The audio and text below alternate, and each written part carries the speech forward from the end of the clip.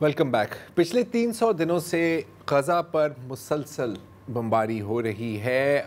अगर आप ये एक मैप देखें तो इस मैप में हर जो लाल निशान है, लाल डॉट है, ये एक ऐसा मकाम है जिस पर इज़राइल ने बमबारी की है। कुल इस मैप को अगर आप देखें तो इसमें 196 409 डॉट्स हैं, मतलब कि 196 409 मकामात पर बमबारी की गई है। इस वक्त हमें ये भी नहीं पता कि कितने लोग जान बहक 1,96,409 आप ये कहना चाहते हैं? 1,96,409, हाँ इस तरह जी। हमें नहीं पता इस वक्त के गज़ा में कितने लोग जान बहक हुए हैं, कितने लोग शहीद हुए हैं। हमें ये भी नहीं पता कि मलबे तले कितने लोग अभी भी अपनी ज़िंदगी की लड़ाई लड़ रहे हैं। लेकिन ये सिर्फ अदाद शुमार से समझ नहीं आती कि गज़ा में क्या हो रहा है। तो मैं आपको एक किस्सा सुनाना चाह रहा हूँ।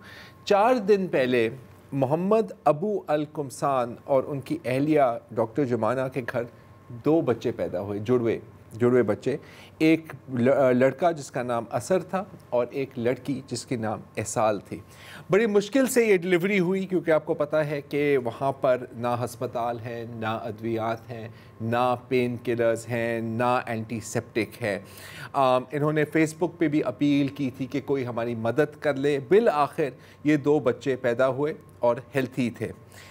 आज मोहम्मद अबू अल कुमसान अपने घर से गए बाहर उनके बर्थ सर्टिफिकेट बनवाने के लिए, और जब वो घर वापस आए तो उनको पता लगा कि इज़राइल ने उनके एक अपार्टमेंट पर डायरेक्ट बमबारी की थी।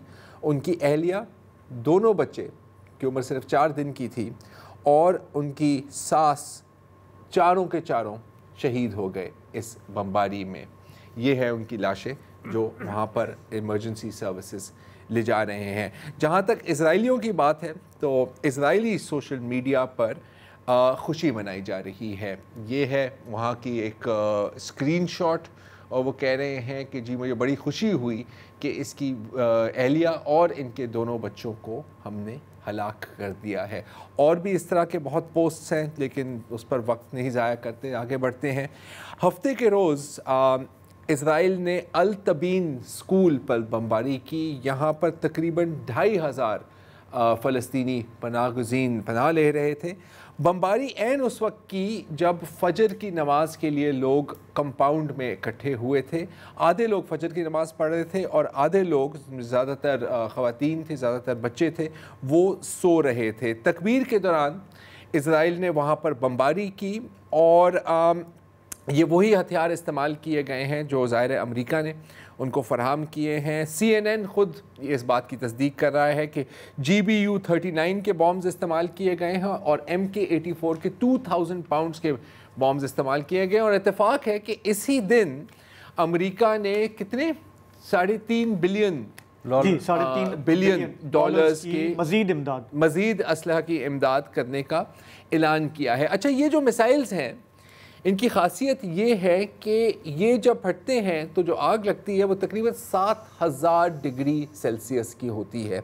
और अल तबीन स्कूल में इस वक्त एक भी लाश नहीं है जो साबित आपको मिलेगी। तो लोगों को दफनाया कैसे? 3 फैमिलीज वाइप आउट हो गई, उनका कोई कोई ट्रेस नहीं है, किसी का कोई ट्रेस नहीं है। अभी मैं एक बयान पढ़ रहा था, एक शख्स गए वहाँ पर अपने बेटे की तलाश में, अली, जिसकी उम्र सिर्फ 6 साल की थी, और वो फजर की नमाज़ पढ़ने गया था। तो उसने कहा कि मेरे बेटे की लाश मुझे दे दो ताकि मैं इसको दफना सकूं।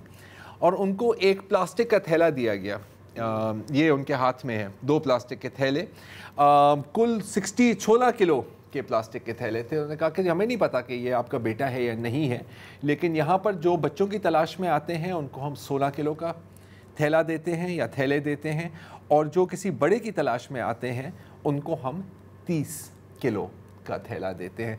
इनका मैं बयान पढ़ा था बाद में, वो कह रहा था कि मुझे याद आता है कि जब पहली बार मैं इसको बच्चे को बाज़ार ले गया था तो मैं एक बहुत भारी थैला मेरे हाथ में था, और बेटे ने कहा कि अबू मैं आपके लिए ये थैला उठा के ले जाता हूँ।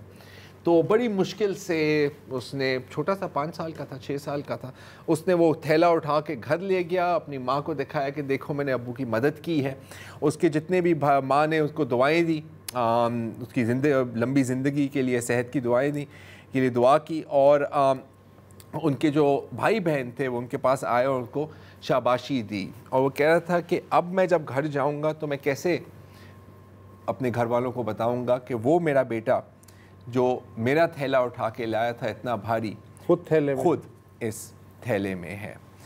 تو یہ ہے غزہ کی تازہ ترین صورتحال۔ ظاہر ہے کہ پوری دنیا نے اس کی مذمت کی ہے۔ جرمنی کا میں بیان پڑھا تھا، انہوں نے مذمت بھی کیا، لیکن انہوں نے کہا ہے کہ اسرائیل کو پورا حق ہے اپنی دفاع کرنے کا۔ تو آج کے لیے پھر اتنا ہی، اجازت دیجیے، خدا حافظ۔